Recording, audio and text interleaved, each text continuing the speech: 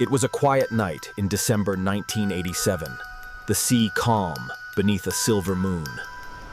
The ferry Doña Paz slid across the Tablas Strait, bound from Tacloban to Manila. On board were Filipino families heading home for Christmas. Students, workers, children asleep on benches. The hum of the engines mixed with the whisper of the sea. An ordinary voyage. Out on the same waters, an oil tanker named MT Vector moved slowly north. Its cargo, thousands of gallons of gasoline and petroleum, shimmered beneath steel decks.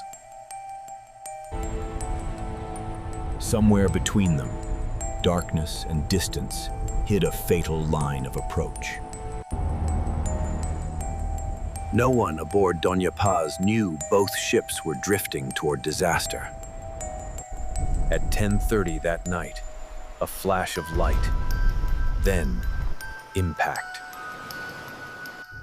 For seconds, silence hung. Then came the fire.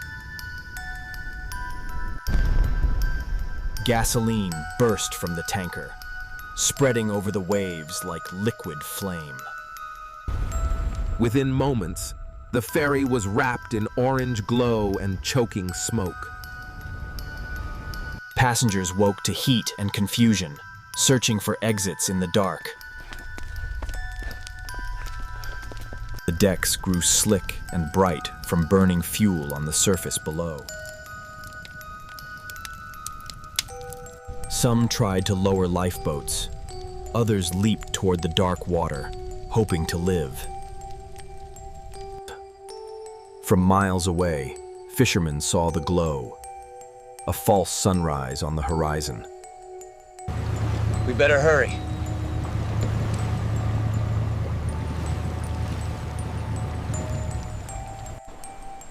By the time they arrived, the fire had dimmed, and silence ruled the waves. Only a handful floated among debris, dazed, burned, alive. When dawn came, smoke still curled above the strait. Charred fragments drifted for miles. Shoes, life rings, fragments of wood. Rescue ships searched through the haze, but hope was fading fast. In the distance, oil shimmered on the water, a rainbow over grief. Official lists spoke of 1,500 aboard, but survivors said there were thousands more. When numbers were tallied, over 4,000 lives were gone.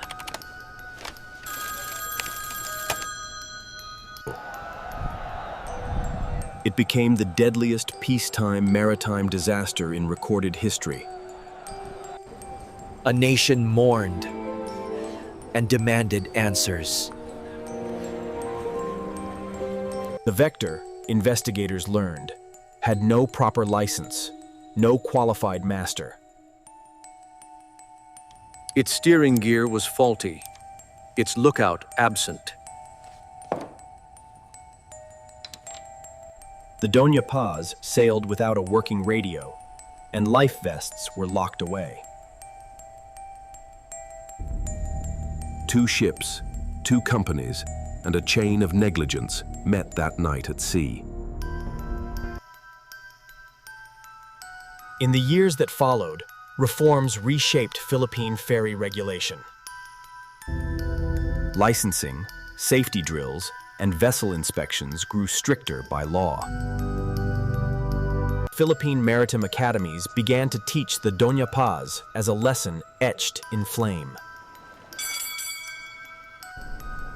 For every sailor trained since, that name carries a warning. Today, memorials stand in quiet ports, marble walls carved with names. Families still light candles each December 20th, faces reflected in soft glow. At sea, the Tablas Strait lies calm again, the tide gentle, the air forgiving. But the memory of that night reminds us, vigilance at sea is written in lives lost.